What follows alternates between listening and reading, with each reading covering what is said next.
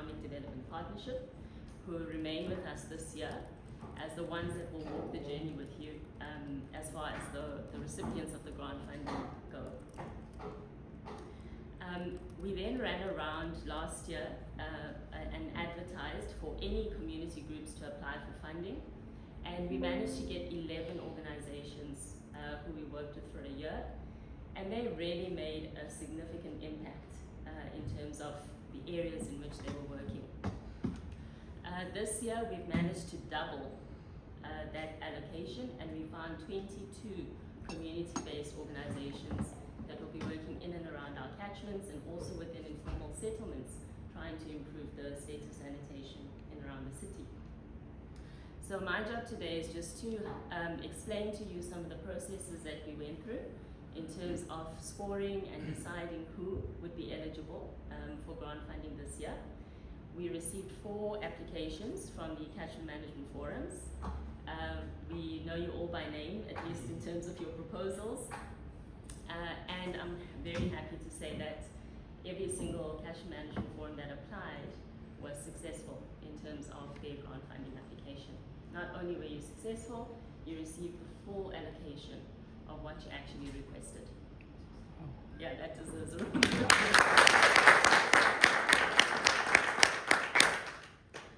Okay, so just to give you an idea of the criteria in which we scored, there were 7 criteria that you were measured against.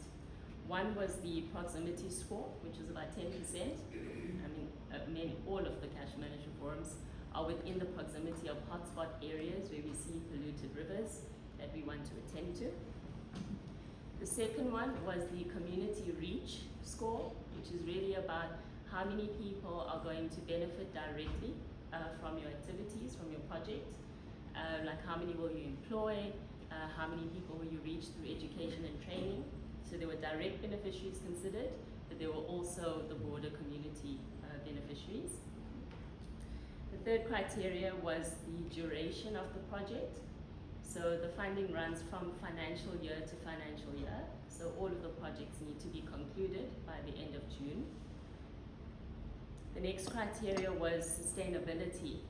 So you may not feel the impact in this financial year, but if you keep applying for this funding, that sustainability score starts to affect you.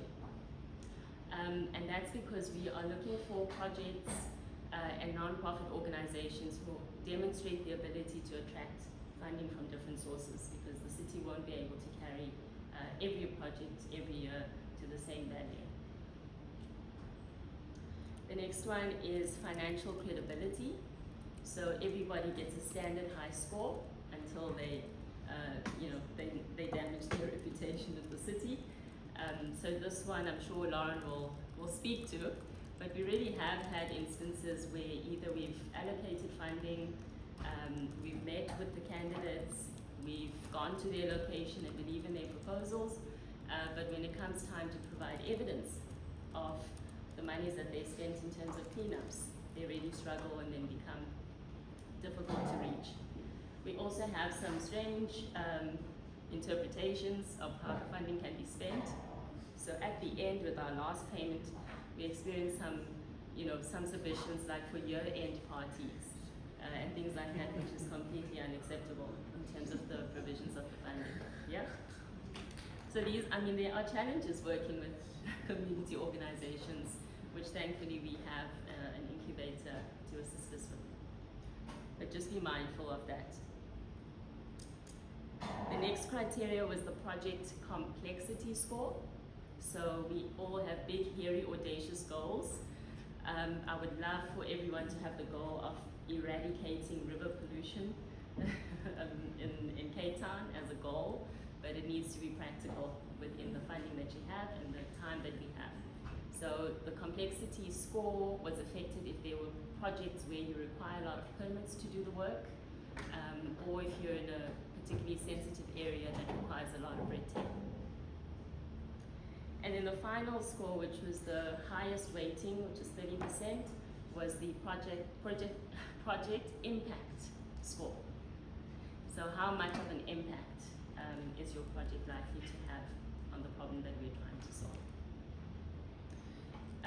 Yeah, so in closing, I just wanted to mention that we really do believe that it is the people who live closest to the challenges that are usually the most passionate and the most capable of leading that change. So for those catchment forums that are now joining, we call our circle the Change Maker Circle. And we intend to grow that over time, and we really are entrusting to you